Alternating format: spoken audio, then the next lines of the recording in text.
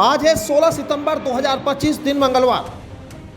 UP की सुर्खियों में आपका स्वागत है। आइए देखते हैं फटाफट अंदाज में यूपी की खबरें। प्रधानमंत्री किसान सम्मान निधि योजना की 21वीं किस्त अक्टूबर 2025 में दिवाली से पहले जारी हो सकती है। इस बार सरकार किसानों को त्योहार पर तोहफा देने की तैयारी में है। हर साल 6000 की सहायता 3 किस्तों में दी जाती है। पिछली बार देरी हुई थी, लेकिन इस बार किस्त समय से पहले आने की उम्मीद है। हालांकि जिन किसानों ने ई-केवाईसी नहीं कराई या बैंक खाता आधार से लिंक नहीं कराया, उन्हें भुगतान नहीं मिलेगा। किसानों को सलाह है कि वे तुरंत ई-केवाईसी, आधार लिंकिंग और दस्तावेजों की जांच पूरी कर लें। उत्तर प्रदेश के मथुरा जिले में राशन कार्ड धारकों के लिए बड़ा अपडेट है। करीब 2.38 लाख यूनिटों की ई-केवाईसी न होने पर सितंबर माह का राशन रोक दिया गया है। डीएसओ संजीव कुमार सिंह ने बताया कि जिले में कुल 17 लाख यूनिटों में से 14.62 लाख ने ई-केवाईसी करा ली है, लेकिन शेष 14% लोगों ने अब तक प्रक्रिया पूरी नहीं की। इन यूनिटों को 25 सितंबर तक का समय दिया गया है। तय समय तक ई-केवाईसी नहीं कराने वालों का नाम राशन कार्ड से काट दिया जाएगा। ई-केवाईसी कराने के बाद ही राशन मिल सकेगा। पारिवारिक संपत्ति का बंटवारा अब आसान हो गया है। प्रदेश सरकार ने शुल्क में छूट देते हुए नए नियम लागू किए हैं। अब सिर्फ 10,000 रुपये, 5,000 रुपये स्टाम्प शुल्क और 5,000 रुपये रजिस्ट्रेशन शुल्क में बंटवारे की डीड रजिस्टर्ड कराई जा सकती है। यह छूट केवल कृषि, आवासीय और वाणिज्य संपत्तियों के सहस्वामियों के बीच 3 पीढ़ियों तक के पैतृक बंटवारे पर लागू होगी। पहले दान पात्र और कोर्ट की प्रक्रिया से ज़्यादा खर्च व समय लगता था। अब खतौनी, उत्तराधिकारी प्रमाण पत्र या फैमिली आईडी जैसे साक्ष्य देने होंगे। यूपी अधीनस्थ सेवा चयन आयोग ने 6 और 7 सितंबर को आयोजित प्रारंभिक अर्हता परीक्षा पीईटी 2025 की प्रोविजनल आंसर की जारी कर दी है। अब अभ्यर्थी फाइनल आंसर की और नतीजों का इंतजार कर रहे हैं। आयोग ने अभी तक परिणाम घोषित करने की तिथि तय नहीं की है, लेकिन अनुमान है कि 1 से 2 महीने के भीतर परिणाम घोषित किए जा सकते हैं। पिछली बार 2023 की परीक्षा का रिजल्ट 2 महीने बाद जारी हुआ था। इस बार पीईटी स्कोर 3 साल तक मान्य रहेगा, जिससे अभ्यर्थी ग्रुप सी भर्ती परीक्षाओं में शामिल हो सकेंगे। उत्तर प्रदेश के पूर्व विधायकों ने मुख्यमंत्री योगी आदित्यनाथ को ज्ञापन सौंपकर पेंशन वृद्धि, टोल टैक्स छूट, सुरक्षा और कार्यालय भवन आवंटित करने जैसी सुविधाओं की मांग की। पूर्व विधायक एवं विधान परिषद सदस्य वेलफेयर सोसाइटी ने कहा कि जिस तरह मौजूदा विधायकों को सम्मानजनक सुविधाएं दी जाती है, वैसे ही पूर्व जनप्रतिनिधियों को भी समान अधिकार मिले। संगठन ने पेंशन 60,000 रुपये प्रति माह करने, टोल छूट और एक सुरक्षाकर्मी देने का सुझाव दिया। मुख्यमंत्री ने उनकी मांगों पर सैद्धांतिक सहमति जताते हुए जल्द विचार का आश्वासन दिया। इलाहाबाद विश्वविद्यालय में शैक्षणिक सत्र 2025-26 के लिए राष्ट्रीय कैडर कोर में प्रवेश प्रक्रिया शुरू हो गई है। आवेदन पत्र 25 सितंबर दोपहर 2 बजे तक अंग्रेजी विभाग में जमा किए जा सकते हैं। भर्ती 3 चरणों में होगी। आवेदन जमा 26 सितंबर को लिखित व शारीरिक परीक्षा और फिर दस्तावेज सत्यापन। चयनित छात्रों को 3 वर्षीय नियमित परीक्षण मिलेगा। एनसीसी का सी सर्टिफिकेट धारकों को सेना, नौसेना और वायु सेना में अधिकारी बनने का विशेष अवसर देता है। साथ ही कुछ भर्ती परीक्षाओं से छूट भी मिलती है। राष्ट्रीय आय एवं योग्यता आधारित छात्रवृत्ति योजना 2026-27 के लिए ऑनलाइन आवेदन 24 सितंबर तक किए जा सकते हैं। आवेदन वही विद्यार्थी कर सकेंगे जिनके अभिभावक की वार्षिक आय 3.50 लाख रुपए से कम है। परीक्षा 9 नवंबर को जिला स्तर पर आयोजित होगी। उत्तर प्रदेश को इस बार 15,143 सीटों का कोटा मिला है। चयनित विद्यार्थियों को कक्षा 9 से 12 तक प्रतिवर्ष 12,000 रुपये छात्रवृत्ति दी जाएगी। पात्र छात्र राजकीय, अशासकीय सहायता प्राप्त व परिषदीय विद्यालयों से हो। आवेदन शुल्क पूरी तरह निःशुल्क रखा गया है। औद्योगिक विकास विभाग ने नवंबर में होने वाले ग्राउंड ब्रेकिंग समारोह की तैयारी तेज कर दी है। अब तक 2.5 लाख रुपए के निवेश प्रस्ताव मिले हैं, जबकि लक्ष्य 5 लाख करोड़ रुपए का है।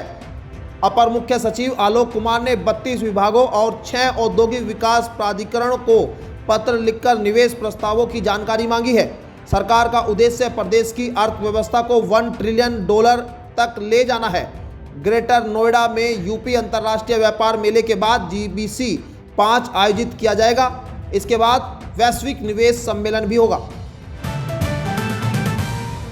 उत्तर प्रदेश में बारिश से क्षतिग्रस्त सड़कों, पुलियों और पाटून पुलों की मरम्मत कार्य स्वीकृति में देरी से अटके हुए हैं। PWD प्रमुख सचिव अजय चौहान अब विभागाध्यक्ष स्तर के 40 लाख रुपए तक के कार्यों की मंजूरी देगी।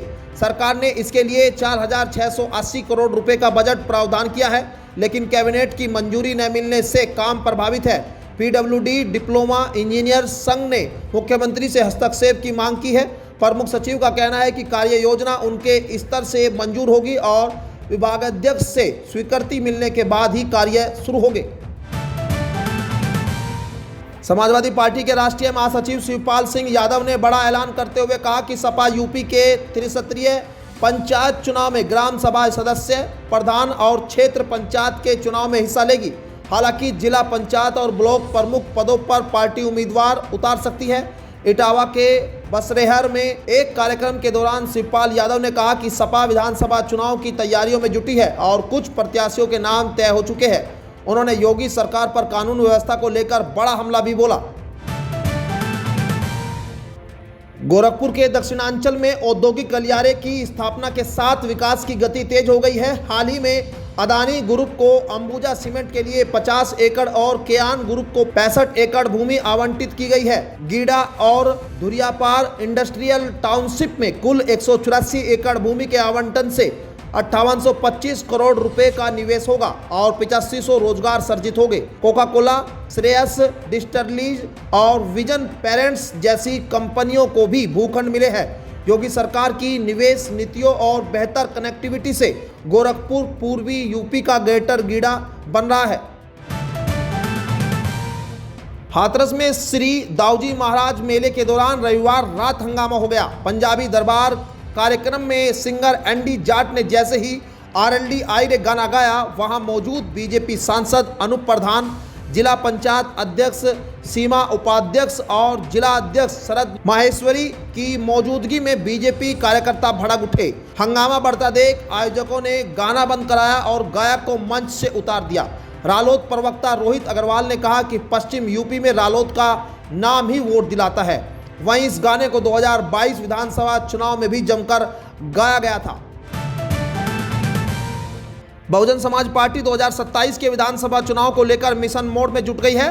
9 अक्टूबर को संस्थापक काशीराम की पुण्यतिथि पर लखनऊ के काशीराम स्मारक स्थल पर राज्य स्तरीय कार्यक्रम आयोजित होगा।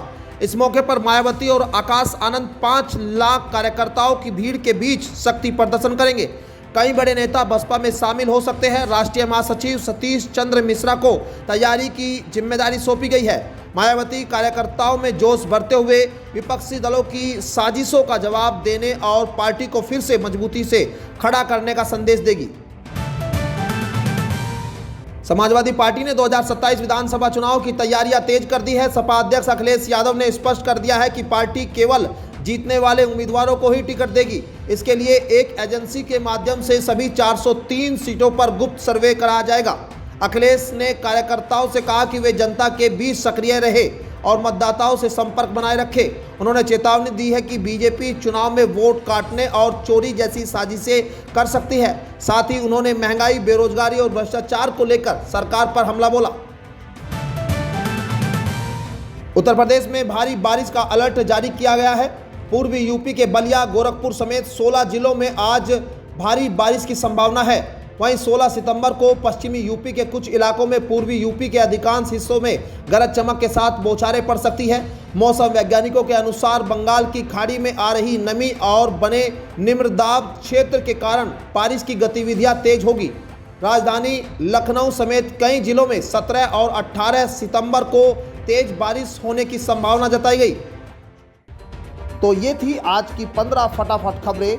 अगर आपको वीडियो पसंद आया तो वीडियो को लाइक, शेयर व कमेंट जरूर करें। धन्यवाद।